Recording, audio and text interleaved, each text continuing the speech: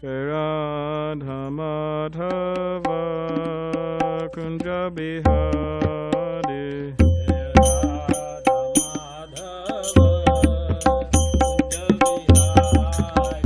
Jai Radha Madhava Kunja Bihari.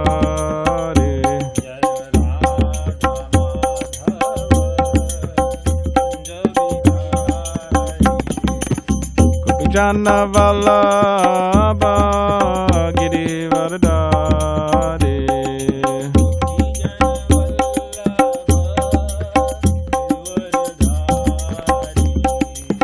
Gopi Jana Vallabha Girivardhari.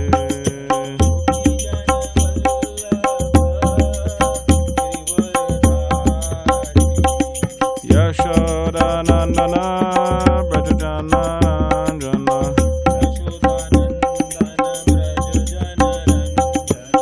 Yashoda Nandana Braja Jana Ranjana.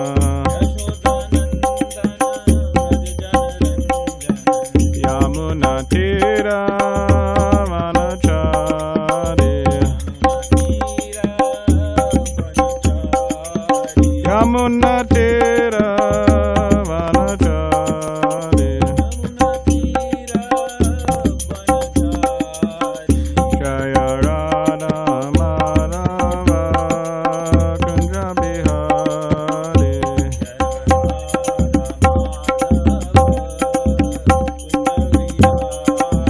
Jaya Radha Madhava Kunja Bihari.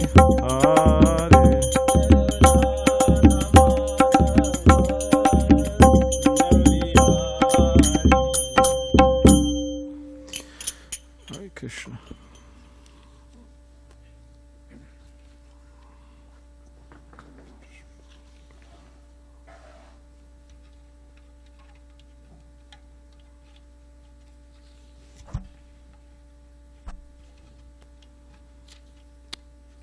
Okay.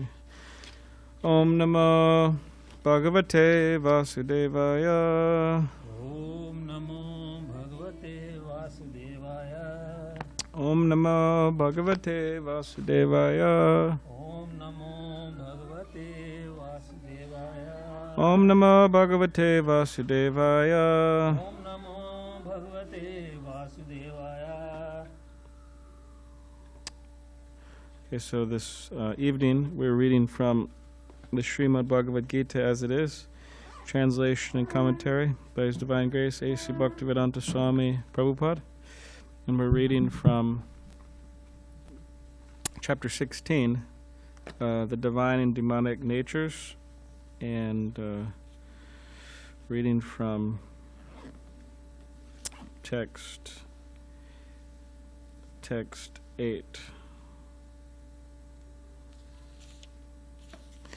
Asatyam rapatishtam te jagadahor nishvaram aparaspara sambhutam kiman yat kam ahoitikam.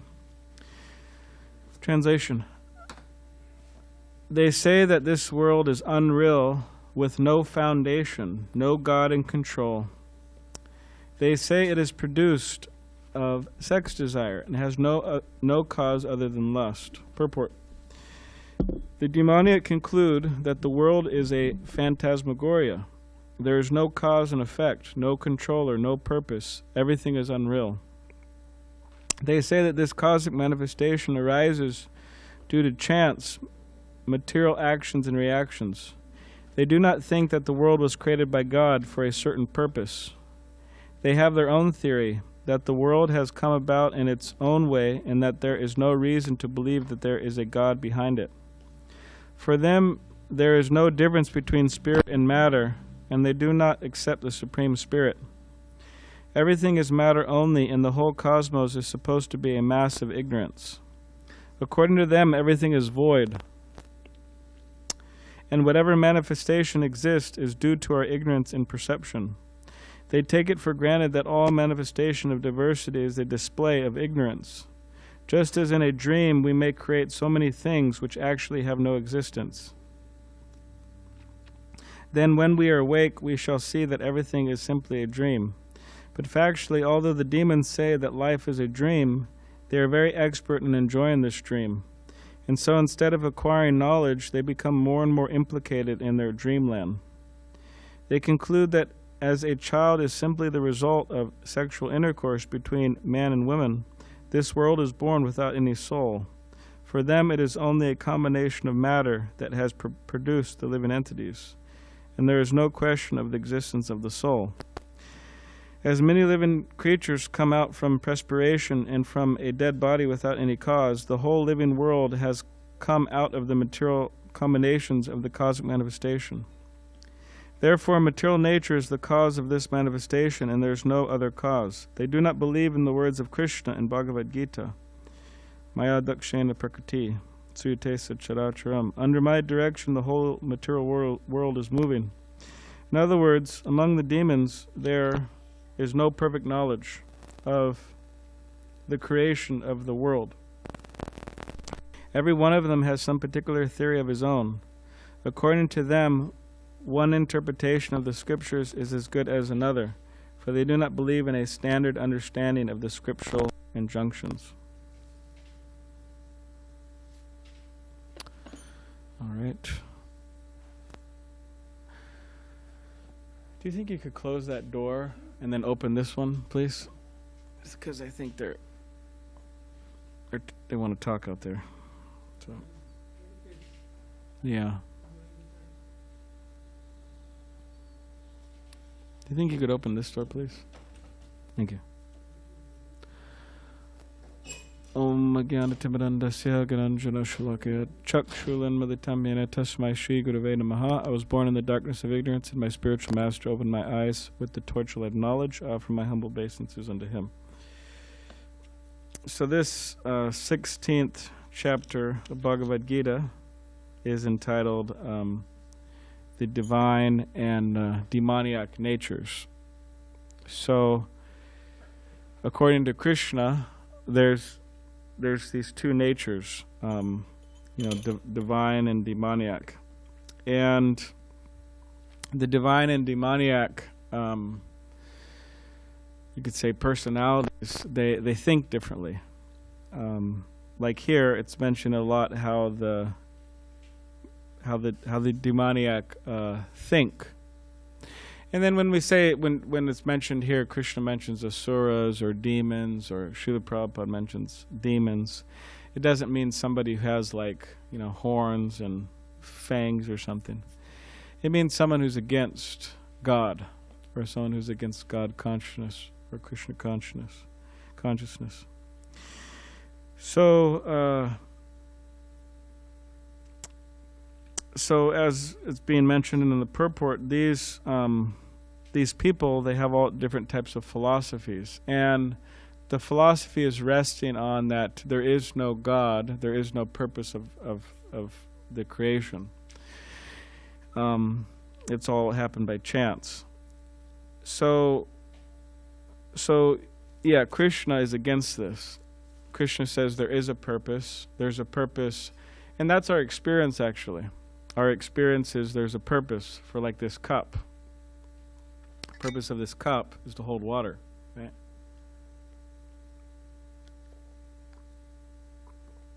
And the purpose of this saucer here is to keep the dust out, right?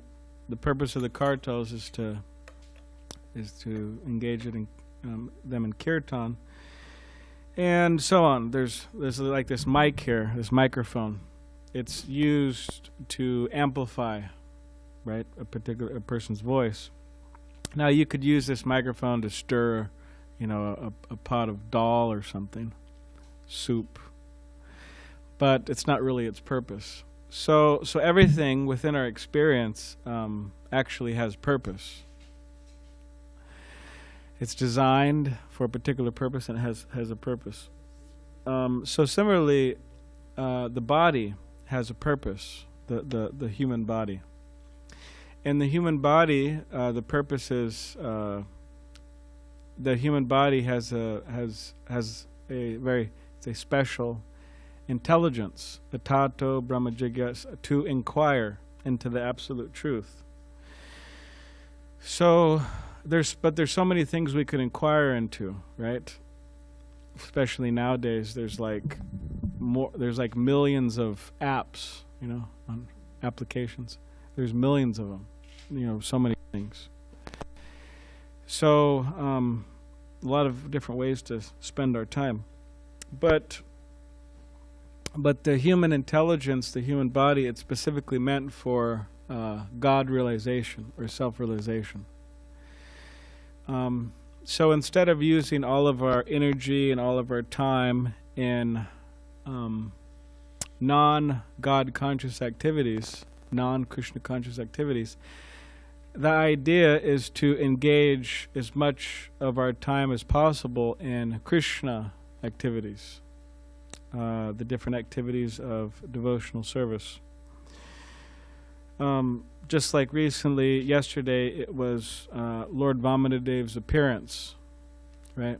So Vamanadev was a incarnation of Krishna, small Brahmin boy, and he came to beg charity from Bali Maharaj. And Bali Maharaj was in charge of the whole universe at the time. But he was in the Asura camp, actually. So then Bali Maharaj's guru, Shukracharya, he said to Bali Maharaj, "Oh, don't give charity to this Brahmin boy, Vamanadev, because if you give charity to him, he's going to take everything." He's Vishnu. So, in other words, Shukracharya, he had a mundane estimation, and the estimation was that, if Bali Maharaj gives all of charity to Vamanadev, then what am I going to have, right? In other words, he was financially dependent on Bali Maharaj. But Bali Maharaj, to his credit, he accepted the request of Vamanadev for charity. And Vamanadev specifically, all he asked was for 3 steps of land. He was a small boy, 1, 2, 3. So then Bali Maharaj was told Vamanadev that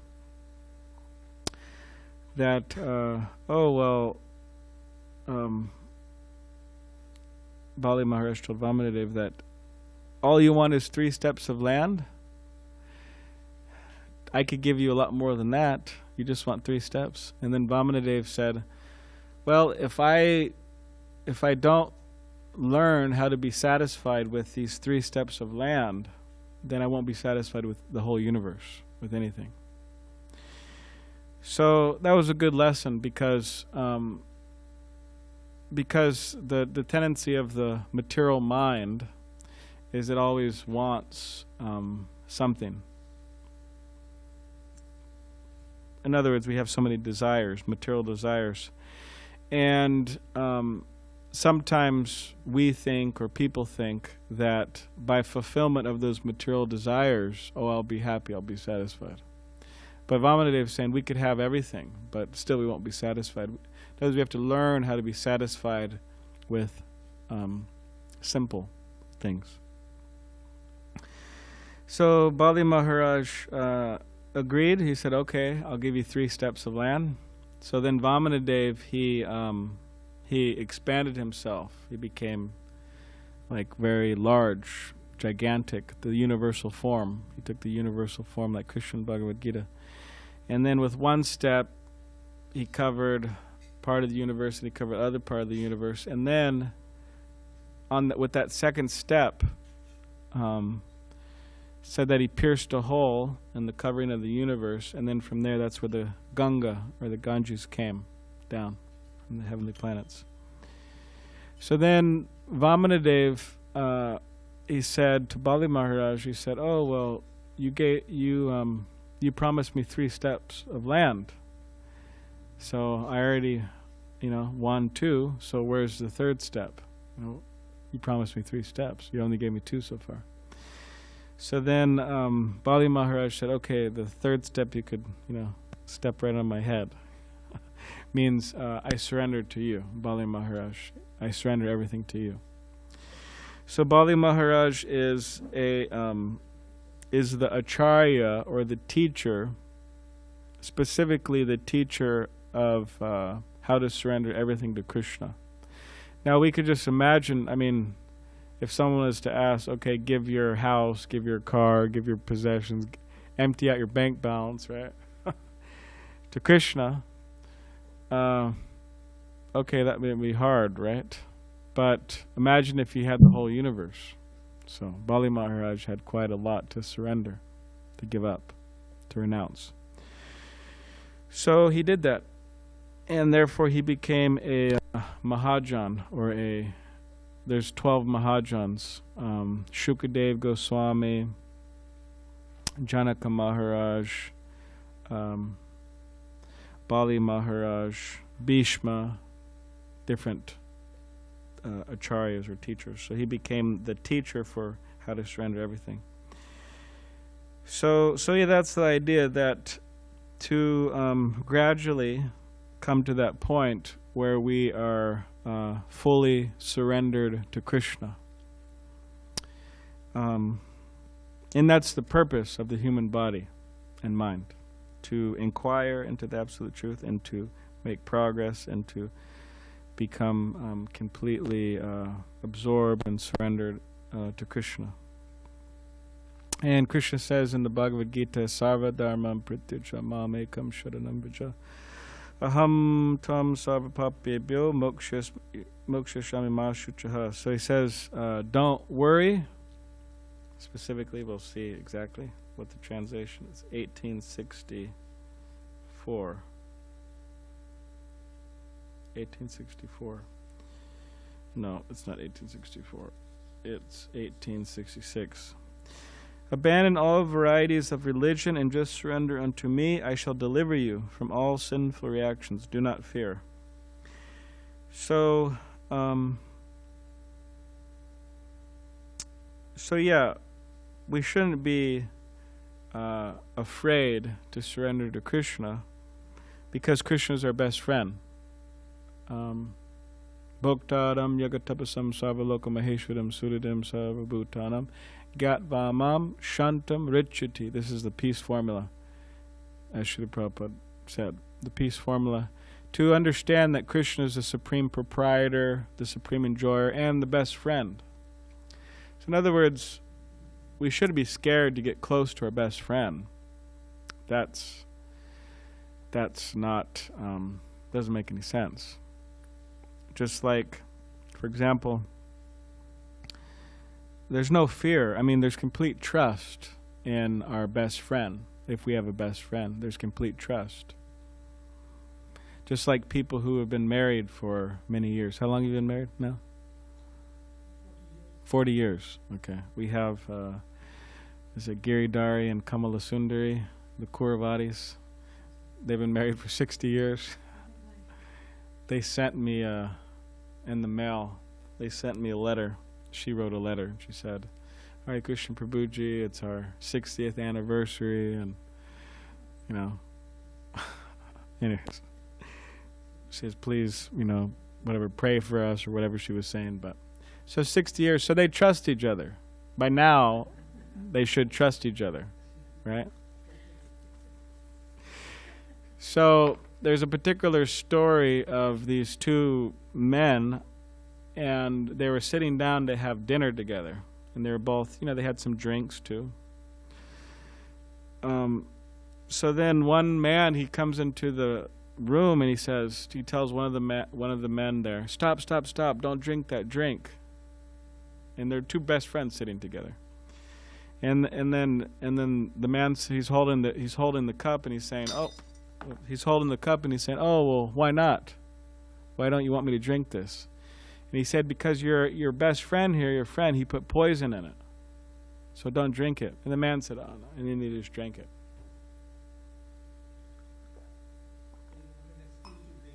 Yeah. I'm thirsty. Yeah. So he drank it. And yeah, there was no poison in it. So in other words, for somebody to say, oh, your best friend, he poisoned your water, your glass of, you know, your drink.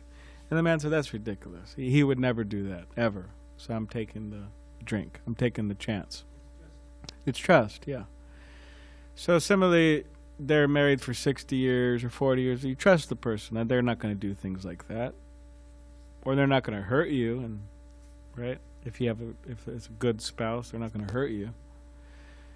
So similarly, with trusting Krishna, we should trust that he's not going. He's our best friend, so he's going to help us. That's what he wants to do. There's no ill motives there. There's no cheating, right? So therefore, do not fear, and also it says, do not hesitate. Do not hesitate. I think I mentioned here before my friend saying, I think it was here, but it's a good quote, but procrastination is the thief of time. I mentioned that last time I spoke. That procrastination, it like, let's say you want to write a book, right? I actually want to do that. I'm writing a book about Srila Prabhupada. And anyways, it was an idea I had. I went to this Catholic school to give a class. They asked me to give a class in the religions, world religions class. It was a high school. So anyways, I gave a class, and then after the class, the teacher, he gave me a book, and the book was called Day by Day with Saint Augustine. So it's a saint in the Catholic tradition. So what it is, it's 365 days, and each day there's a quote from Saint Augustine, and then there's this man, in modern times, he wrote a commentary on each verse or each quote. So it's Day by Day with Saint Augustine. So I said, oh, that's a good idea. We should do a Day by Day with Srila Prabhupada, which it won't be 365 days, it'll be 30 days, so just 1 month. And there'll be 30 like exchanges, specifically exchanges meaningful that I thought, of course all the exchanges with Prabhupada are meaningful, but especially meaningful or thought-provoking or educational exchanges that Srila Prabhupada had with his disciples.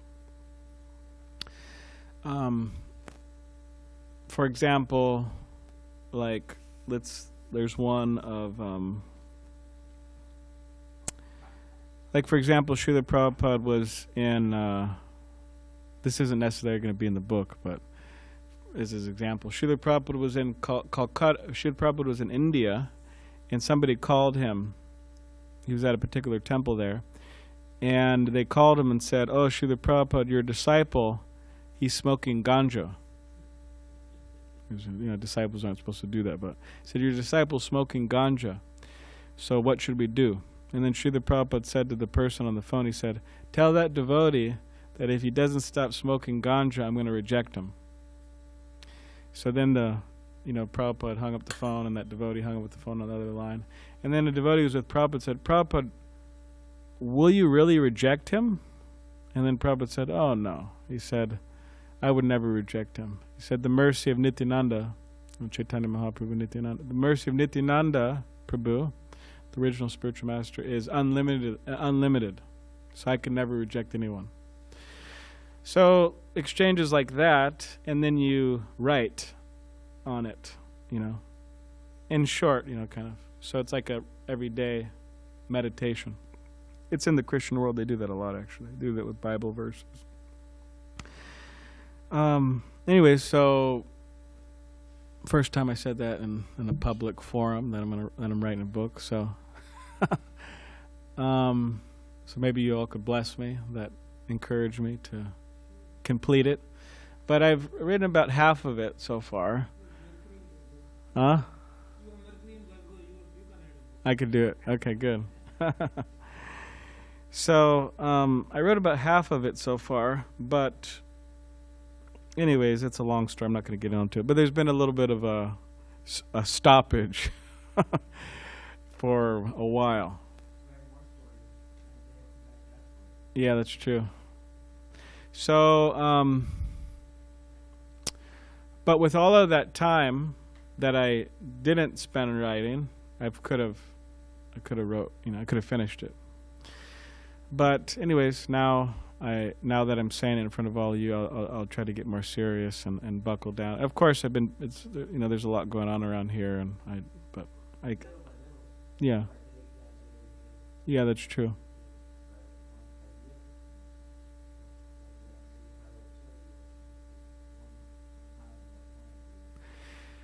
Yeah, I'll do that. Thank you. So, in other words, if something's good, we should do it immediately. Like they have a saying, right? If you have an opportunity to do something good, you should do it immediately. Because the circumstances might change, and you might lose that opportunity. And if you have an opportunity to do something bad, you should try to put it off. Because the opportunity, the circumstances may change, and you may not have to do it. So that's the idea. So yeah, we shouldn't hesitate, and we should try to focus and do what we can, and use the facilities we have to make progress. So yeah, the purpose is, it's not just by chance, it's not by it's not automatic. There's a system, there's a designer, there's a purpose, and the more we could align ourselves with this purpose, the more we could actually, you could say, be in harmony with reality. So, does anybody have any questions or comments?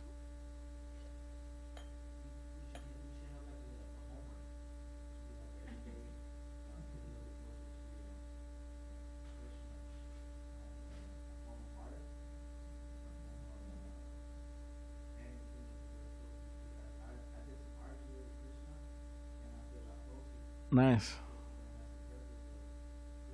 Yeah.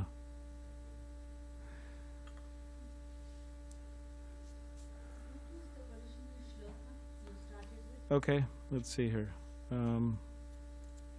This is chapter 16, text 8. It's quite an amusing chapter, actually, because Krishna, he goes back and forth describing the divine and demonic natures, and it's quite interesting. Yeah.